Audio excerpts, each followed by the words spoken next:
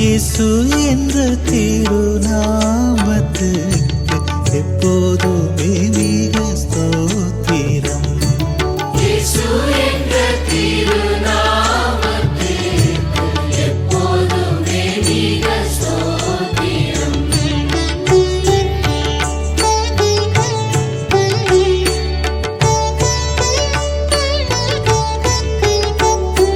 வானிலும் பூவிலும் மேலான நாமம், வல்லமையுள்ள நாமமது. வானிலும் பூவிலும் மேலான நாமம், வல்லமையுள்ள நாமமது. உயர் சொல்லி துதித்திடும் நாமமது. உயர் சொல்லி துதித்திடும் நாமமது. இயேசு என்ற திருநாமத்துக்கு எப்போதுமே மிக ஸ்தோத்திரம்.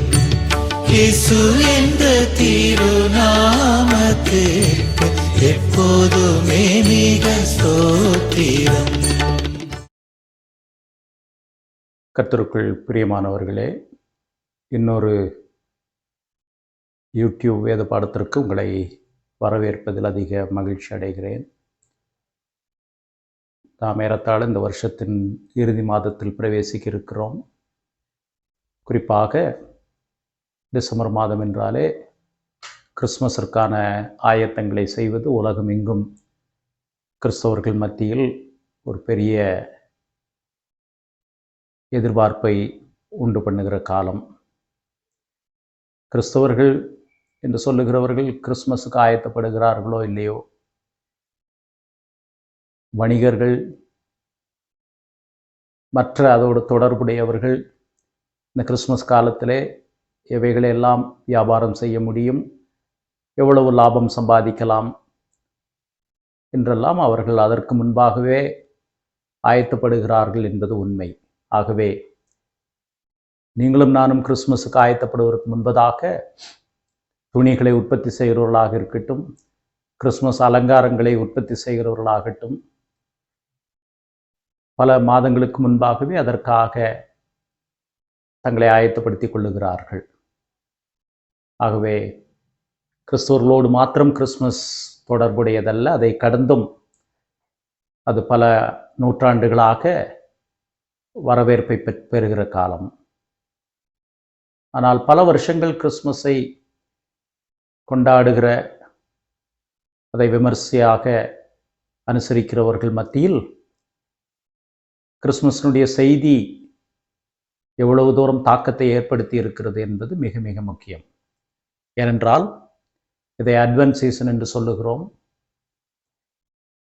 கிறிஸ்மஸ் என்ற வார்த்தை ஓரளவிற்கு பழக்கப்பட்டதுனால இந்த வார்த்தையை பயன்படுத்துகிறோம். ஆனால் கர்த்தருடைய முதல் வருகை என்று சொன்னால், அல்லது கர்த்தர் வெளிப்பட்ட சமயம் நாள் என்று சொன்னால் அது தவறாகாது. கர்த்தருடைய முதல் வருகையை விட இரண்டாம் வருகை மிக நெருக்கமாக இருக்கிறபடியினாலே முதல் வருகை நினைவு கூறுகிற அதே வேளையில் சீக்கிரமாய் நெருங்கி வருகிற கிறிஸ்துவின் இரண்டாம் வருகை, செகண்ட் அட்வென்ட், அதற்கும் நாம் ஆயத்தப்பட அழைக்கப்படுகிறோம். இந்த நாளின் வேத பாடத்திற்கு ஆதாரமாக தெரிந்து கொள்ளப்பட்ட வேத பகுதி ரூத் சரித்திரம் 2ஆம் அதிகாரம் 20வது வசனம். அப்பொழுது நகோமி தன் மருமகளை பார்த்து, உயிரோடு இருக்கிறவர்களுக்கும் மரித்தவர்களுக்கும் தயவு செய்கிற கர்த்தராலே அவன் ஆசீர்வதிக்கப்படுவானாக என்றாள். அவன் என்று சொன்னால் போவாஸ் ஆசீர்வதிக்கப்படுவானாக என்றாள். பின்னும் நகோமி அவளை பார்த்து, அந்த மனுஷன் நமக்கு நெருங்கின உறவின் முறையானும் நம்மை ஆதரிக்கிற சுதந்திரவாளிகளில் ஒருவனுமாயிருக்கிறான் என்றாள். கிறிஸ்மஸ் செய்தியை ரூத்தினுடைய சரித்திரத்திலிருந்து நீங்கள் எப்படி எடுத்து கையாளலாம் என்று கேட்கலாம். ஒரு முறை ஒரு ஆலயத்திலே செய்தி கொடுத்ததற்கு பிறகு ஒருவர் வந்து, ரூத் சரித்திரத்திலே கிறிஸ்மஸ் செய்தி இருக்கிறது என்பதை நான் இப்பொழுதுதான் கேள்விப்படுகிறேன் என்று சொன்னார். அவர் எந்த கோணத்திலே சொன்னார் என்று தெரியவில்லை. ஆனால் ரூத் சரித்திரத்திலே மீட்பர் என்கிற வார்த்தை திரும்ப திரும்ப வருகிறது.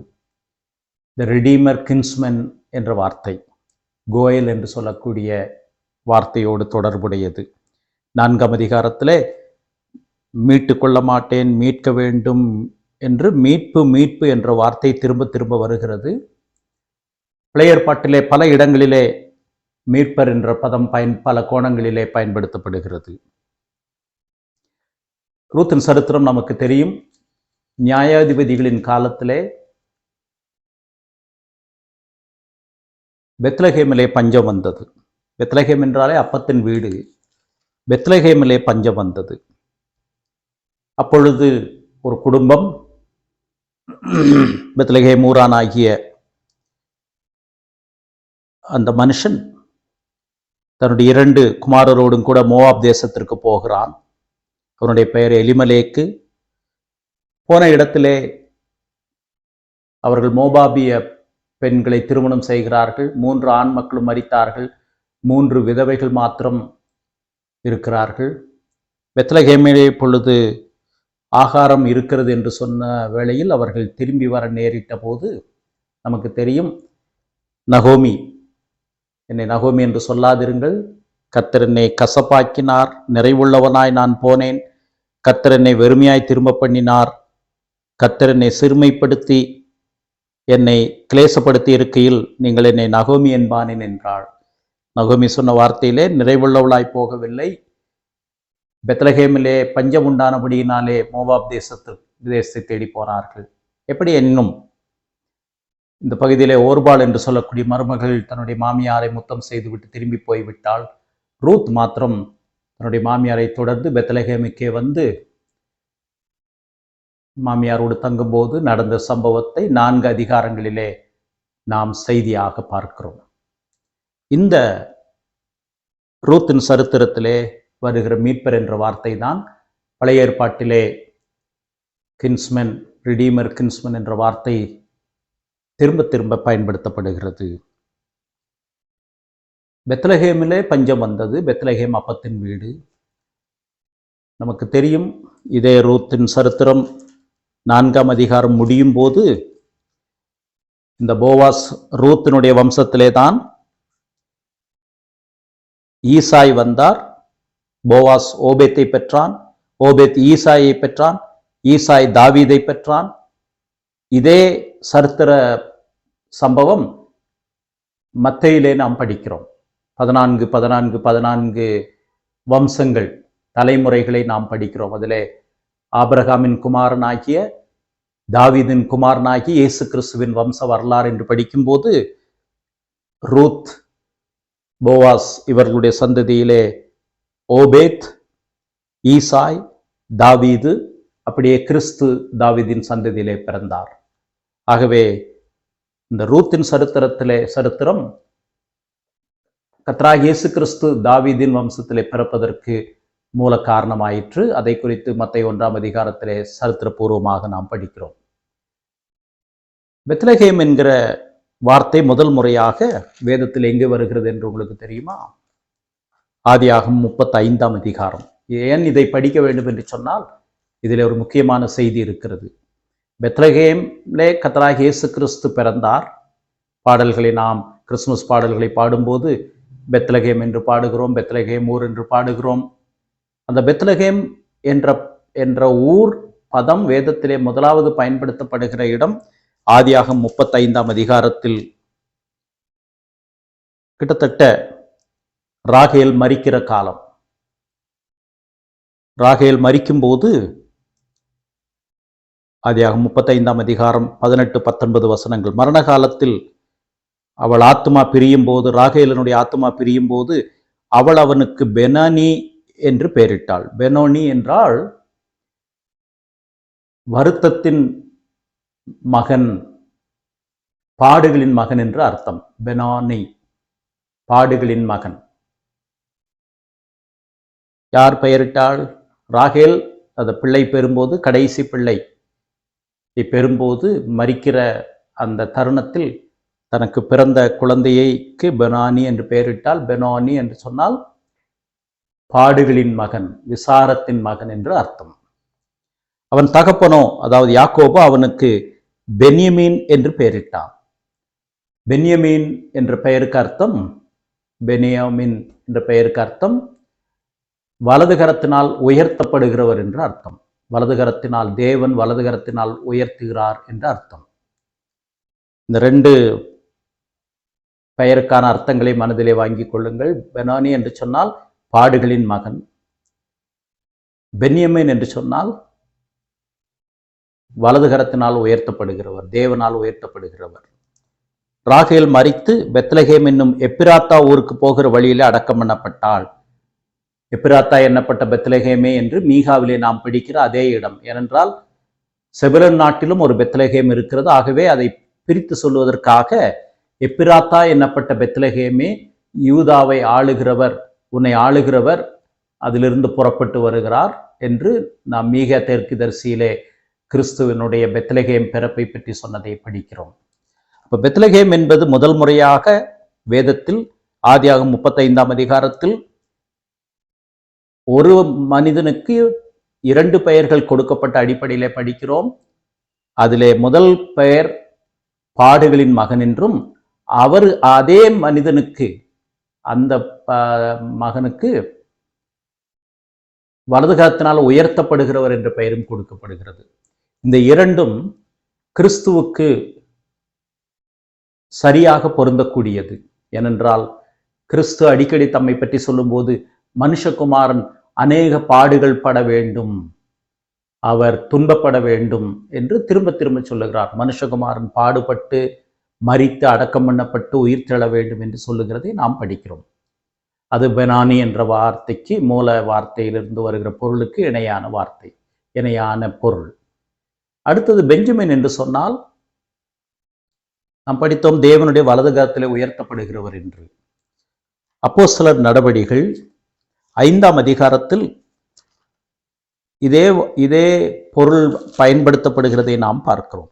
அப்போஸ்தலர் நடபடிகள் 5ஆம் அதிகாரம் 31ஆம் வசனத்திலே பேதுருவும் மற்ற அப்போஸ்தலரும் மரத்திலே நீங்கள் தூக்கி கொலை செய்த இயேசுவை நம்முடைய பிதாக்களின் தேவன் எழுப்பி இஸ்ரவேலுக்கு மனம் திரும்புதலையும் பாவ மன்னிப்பையும் அருளுகிறதற்காக அவரை அதிபதியாகவும் இரட்சகராகவும் தமது வலது கரத்தினாலே உயர்த்தினார் என்று சொல்லுகிறார். அப்ப கிறிஸ்து தேவனாலே உயர்த்தப்பட்டவர், அவருடைய வலது கரத்தினாலே உயர்த்தப்பட்டவர்.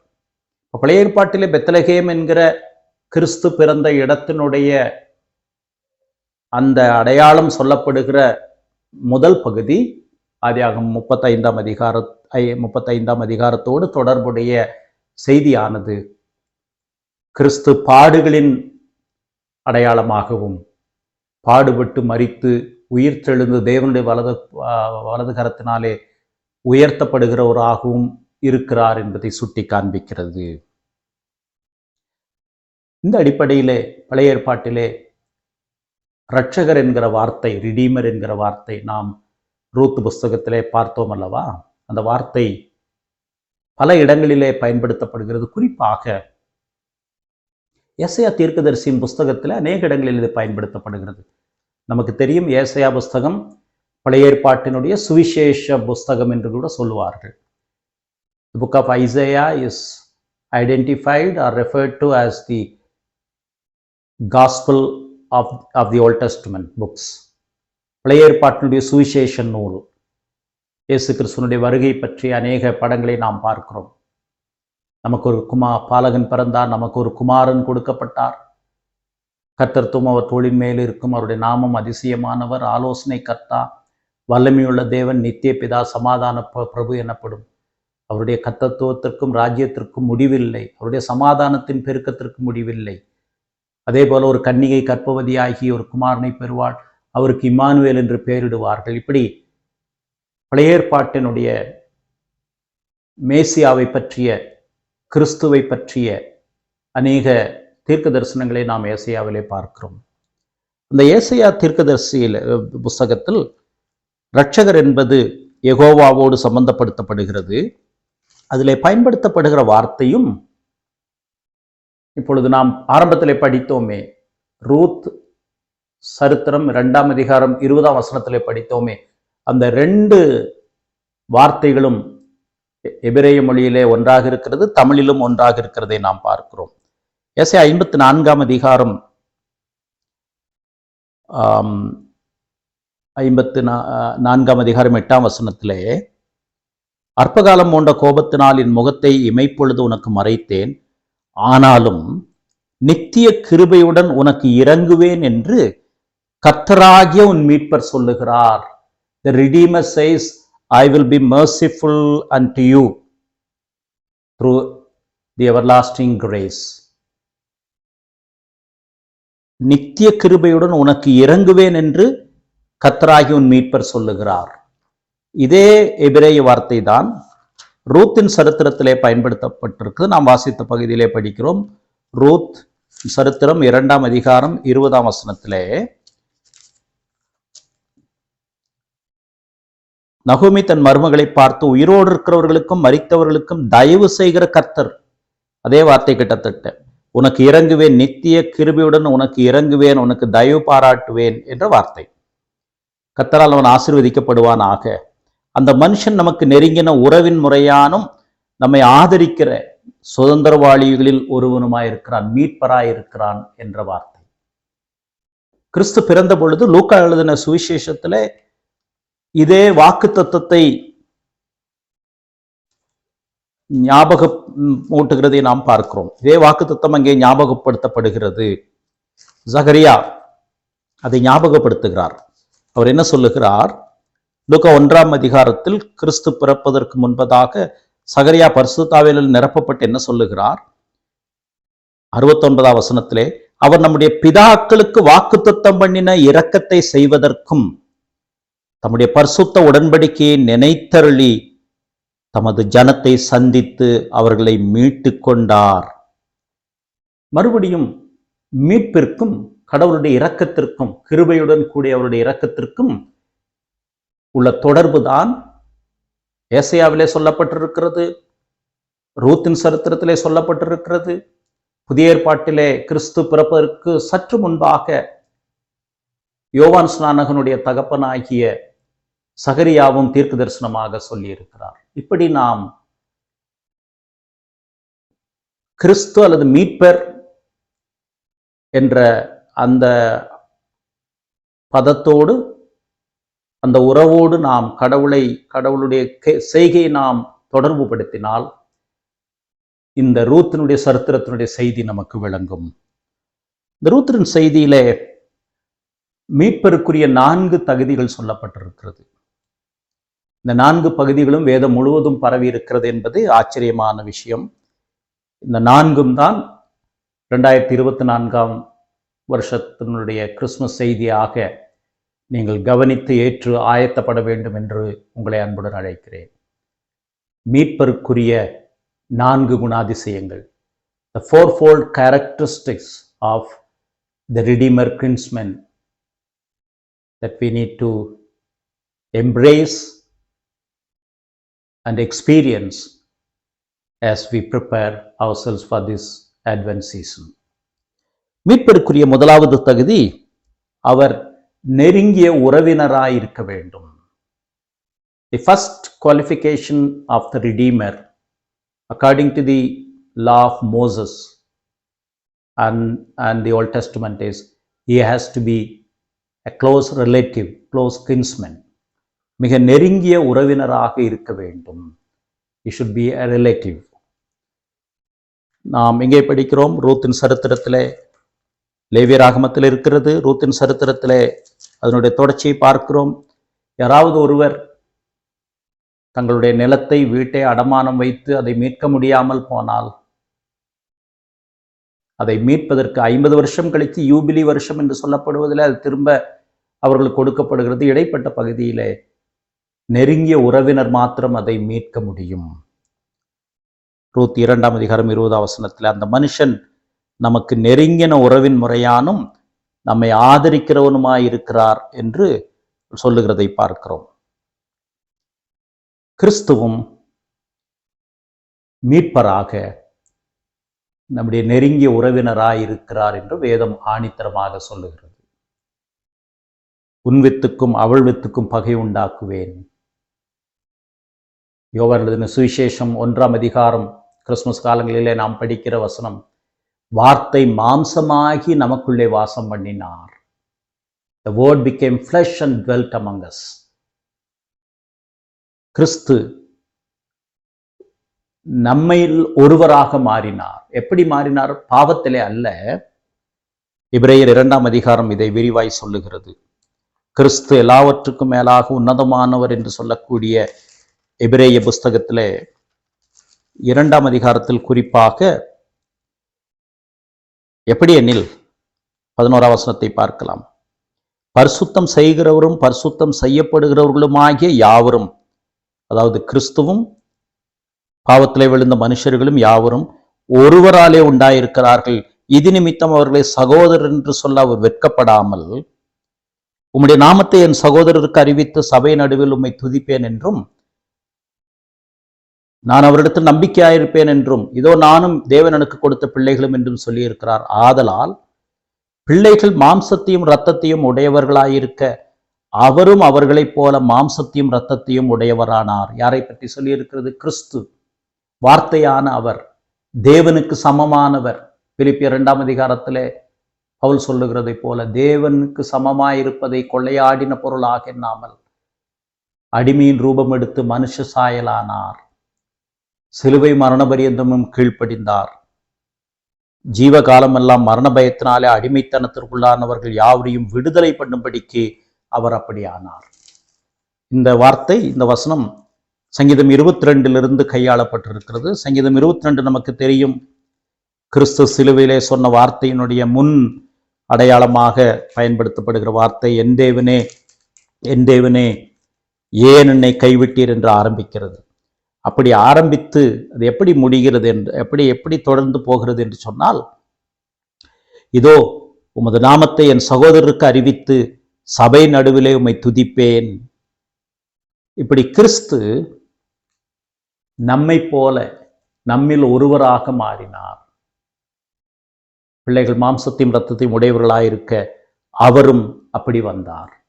அப்போ மீட்பருடைய முதலாவது குணாதிசயம் பழைய ஏற்பாட்டிலே சொல்லப்பட்டது, ரூத்தின் சரித்திரத்திலே நமக்கு காட்சியளிக்கப்பட்டது, புதிய ஏற்பாட்டிலே அது விவரிக்கப்பட்டது. அவர் நம்மை தேடி வந்தார். அதைத்தான் கிறிஸ்துமஸினுடைய சாரம்சம் என்று சொல்லுகிறோம். வார்த்தை மாம்சமானார். கின்ஸ்மென் என்று சொன்னால், ரிடீமர் என்று சொன்னால் நெருங்கிய உறவினர். எல்லா விதத்திலும் நம்மை போல சோதிக்கப்பட்டார். ஆதாமுடைய சோதனை அவருக்கு வந்தது எல்லா விதத்திலும். வேத வல்லுநர்கள் சொல்லுகிறார்கள், மத்தேயு 4ஆம் அதிகாரத்திலே கிறிஸ்து சோதிக்கப்பட்ட போது அந்த இடத்திலே சாத்தான் என்ற வார்த்தை மாத்திரம் பயன்படுத்தப்படவில்லை. சோதனைக்காரன், பிசாசு, சாத்தான் என்ற வார்த்தை பயன்படுத்தப்பட்டிருக்கிறது. இந்த 3 கோணங்களும் 3 வார்த்தைகளும் கிறிஸ்து எல்லா விதத்திலும் சோதிக்கப்பட்டார் என்ற அடிப்படையிலே அந்த வார்த்தைகள் கையாளப்பட்டது. நம்மை போல பாவத்தை தவிர நம்மை போல முழுமையாக மாறினார். ஒரு குழந்தையாக பிறந்தார். வேறு வகையில் அவர் மனிதனை ரட்சிக்க வல்லமை அவருக்கு இருக்கிறது, செய்திருக்கலாம். ஆனால் கடவுளுடைய நியமப்படி பழைய ஏற்பாட்டிலே மீட்பருடைய அடையாளமாக நெருங்கிய உறவினர் தான் அந்த விடுதலையை கொடுக்க முடியும், மீட்பை கொடுக்க முடியும் என்ற அடிப்படையிலே கிறிஸ்து மனுஷ சாயலானார். அது முதலாவது அடையாளம். இரண்டாவது, மீட்பர் எந்த விதமான கடனும் இல்லாதவராக இருக்க வேண்டும். He shouldn't have any debts. அவர் எந்த கடனிலும் சிக்கி இருக்கக்கூடாது.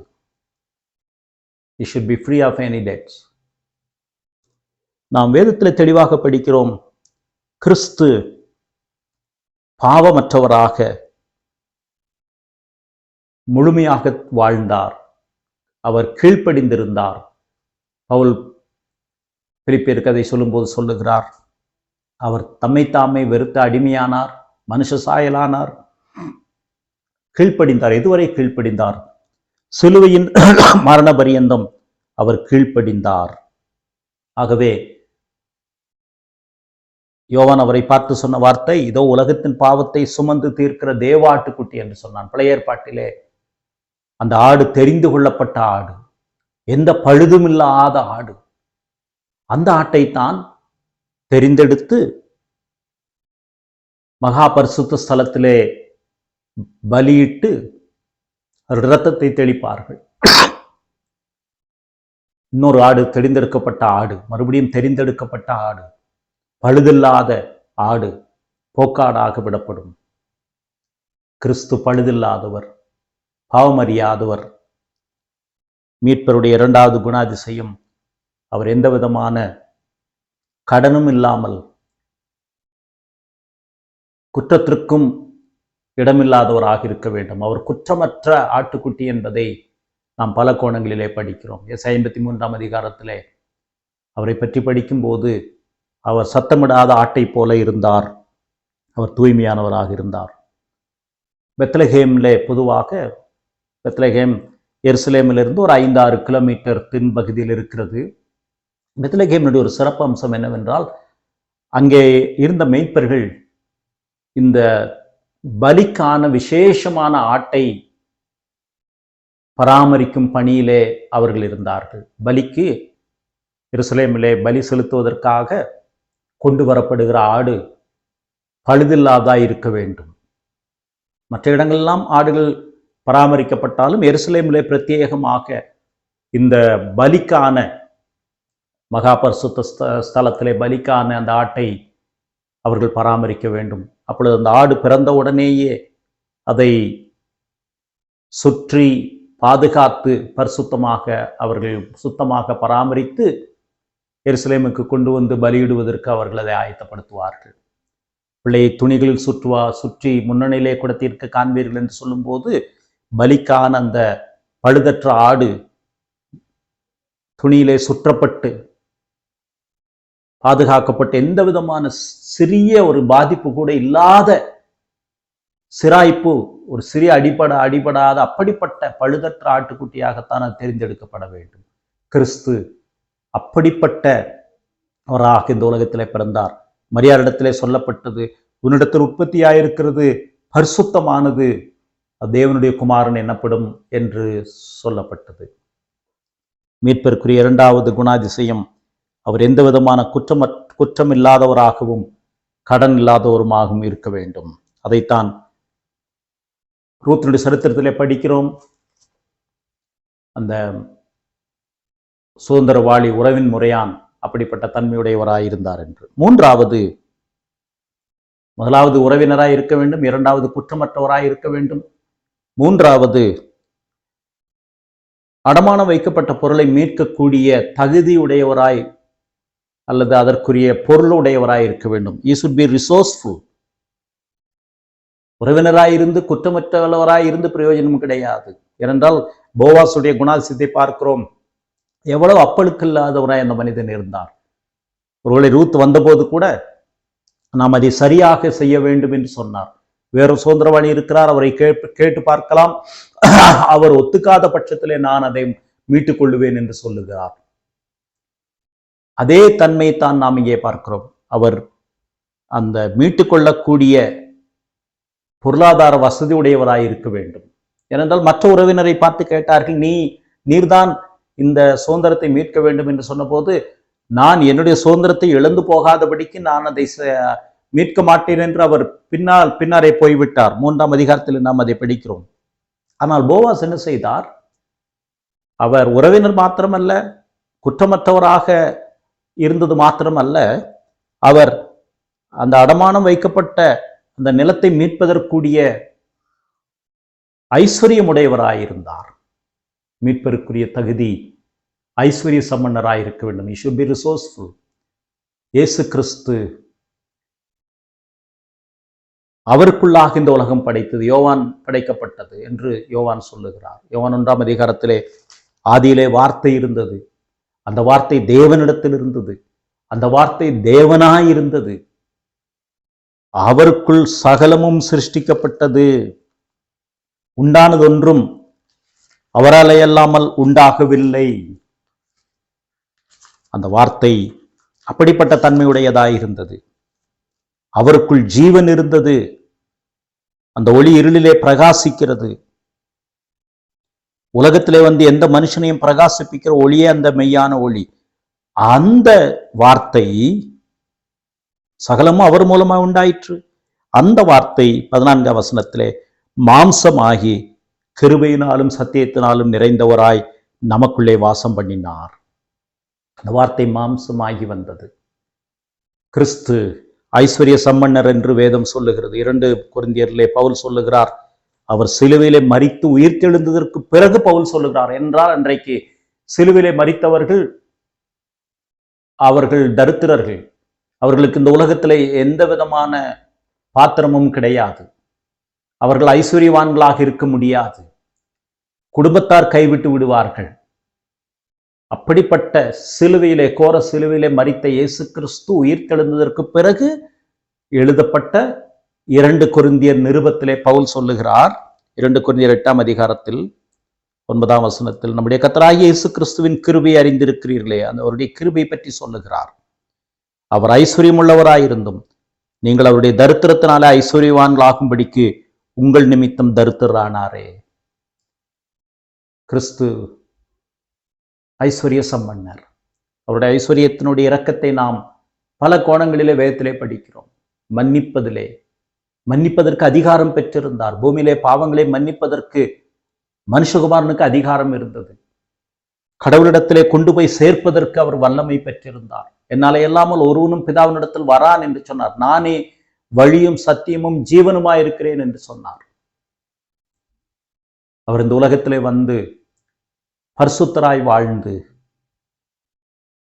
உலகத்தை ஜெயித்து எழுந்து மனிதனுடைய பிரதான எதிரியாகிய மரணத்தை ஜெயித்து எழுந்து வெற்றி சிறந்து அவருக்கு இயேசு என்று பெயரிடுங்கள். ஏனென்றால் அவர் தனது ஜனங்களின் பாவங்களை நீக்கி அவர்களை ரட்சிப்பார். மனிதனுடைய கடன் சுமை பாவத்தினுடைய தண்டனை மரணத்தை ஜெயித்து எழுந்தார். தம்முடைய மரணத்தின் மூலமாக ஜெயித்து எழுந்து அவர் ஐஸ்வர்ய சம்பன்னராயிருக்கிறார். மறுபடியும் திரும்ப வரப்போகிறார். உயிர்த்தெழுந்து பரத்திற்கு போகும்போது சொன்னார், நான் திரும்ப வரப்போகிறேன். அதுதான் 2ஆவது வருகை, எல்லாவற்றில் செகண்ட் அட்வென்ட் என்று சொல்லுகிறோம். இந்த கிறிஸ்துமஸ் காலத்திலே முதல் வருகை நீண்டு கொண்டே போகிறது, 2ஆம் வருகை சுருங்கி கொண்டே வருகிறது. 2ஆம் வருகைக்கு, கிறிஸ்துவனுடைய 2ஆம் வருகையாகிய ஐஸ்வர்யத்திற்கு நாம் ஆயத்தப்படாவிட்டால் மீட்பருடைய நன்மையை நாம் ருசித்திருக்கிறோம் என்று சொல்ல முடியாத முதல் வருகையிலே நமக்கு சம்பந்தம் இல்லை என்று தான் சொல்ல வேண்டும். You should be resourceful. இயேசு கிறிஸ்து அப்படிப்பட்ட தன்மையுடையவராய் இருந்தார் என்று பார்க்கிறோம். அவர் தம்முடைய இரத்தத்தை சிந்தினார். இந்த இரத்தத்தினுடைய வல்லமை என்ன?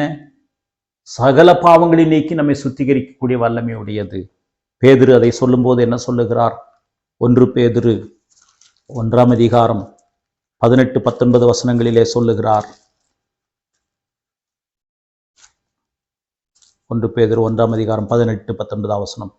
உங்கள் முன்னோர்களால் பாரம்பரியமாய் நீங்கள் அனுசரித்து வந்த வீணான நடத்தை நின்று அழிவுள்ள வஸ்துக்களாகிய வெள்ளியினாலும் பொன்னினாலும் மீட்கப்படாமல் கிறிஸ்துடைய ஐஸ்வர்யத்தை பாருங்கள்.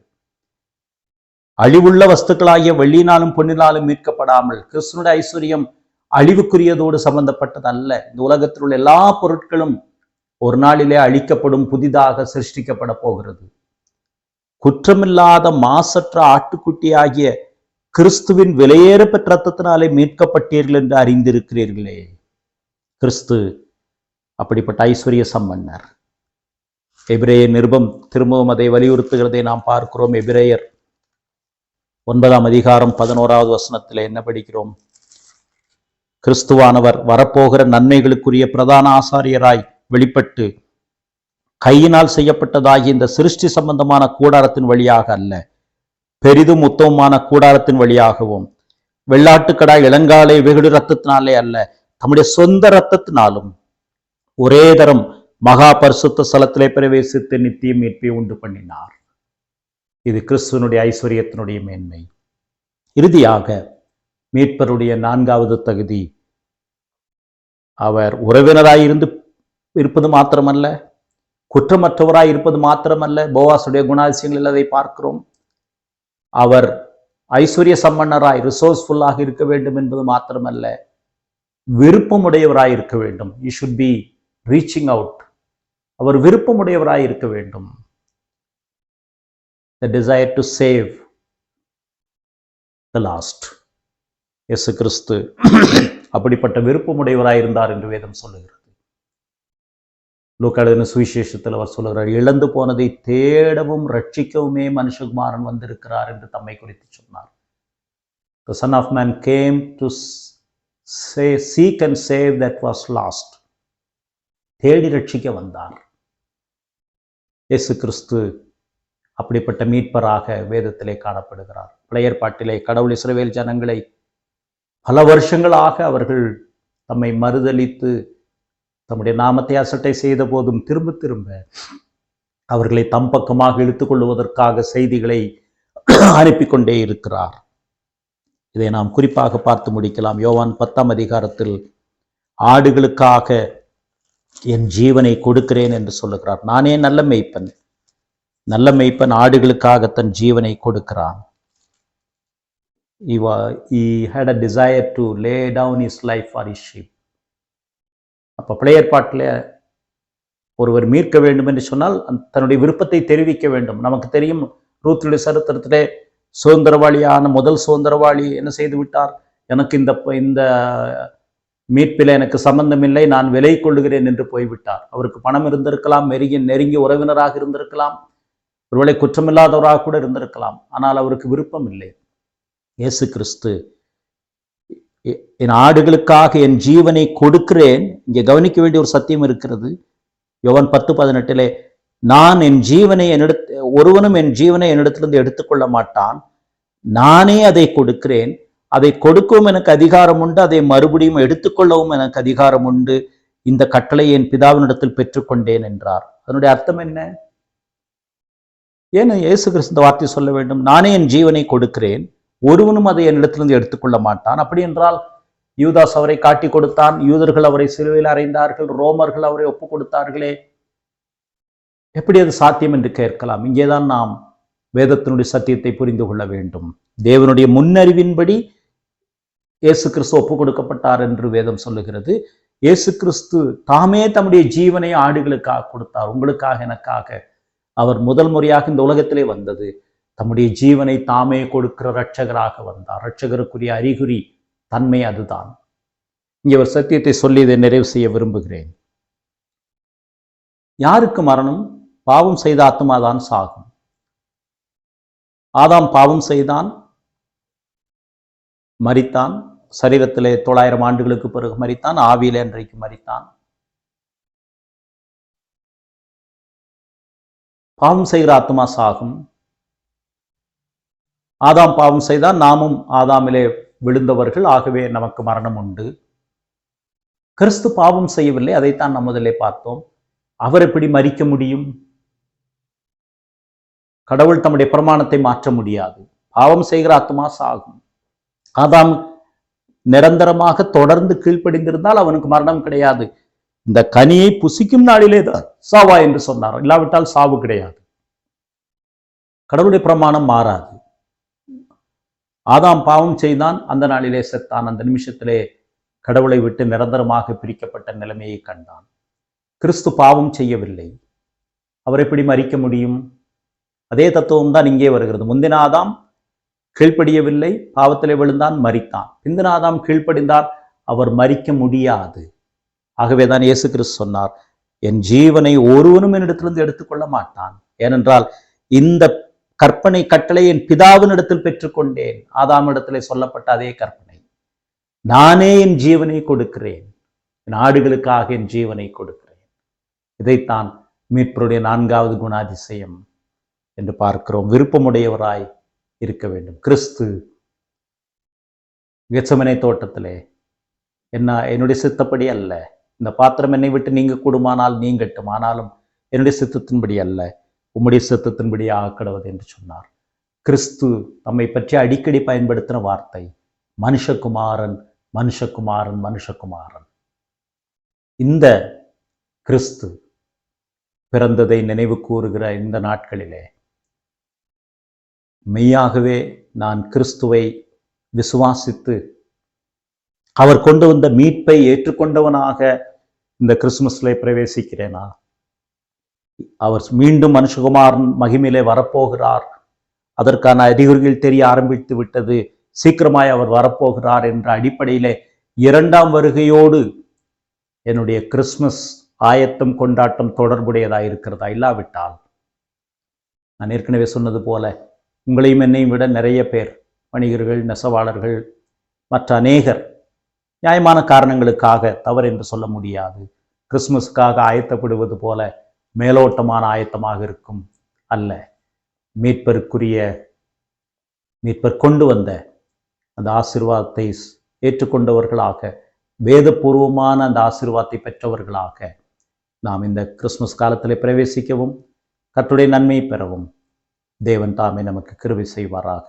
ஆமென்.